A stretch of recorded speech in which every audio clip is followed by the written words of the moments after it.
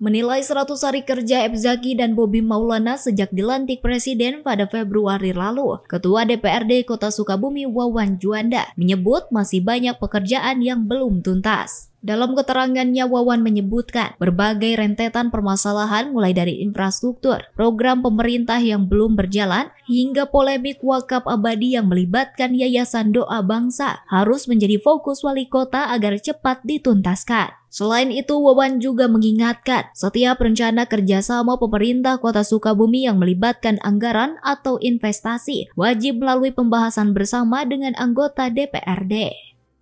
Ya itulah banyak PR ya yang belum tuntas. Beliau di satu sisi saya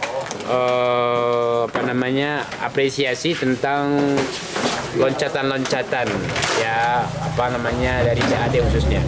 Terus mengenai apalagi isu-isu yang memang tadi wakaf belum beres gitu kan.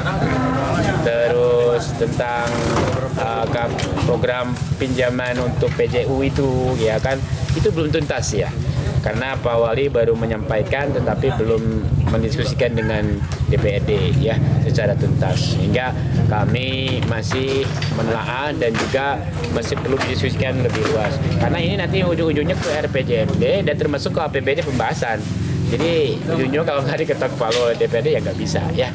Jadi sekali lagi Pak Wali, saya minta dengan sangat untuk selalu mengajak koordinasi dan kolaborasi dengan DPRD khususnya dan seluruh stakeholder terkait akademisi dan pengamat. Insya Allah itu kita kalau bersatu, Sukabumi akan mudah untuk dibangun secara.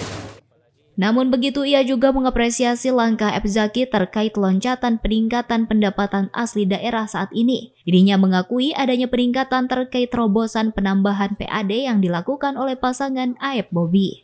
Dari Kota Sukabumi, Sofwan Julfikar, Tim Liputan MGS TV melaporkan.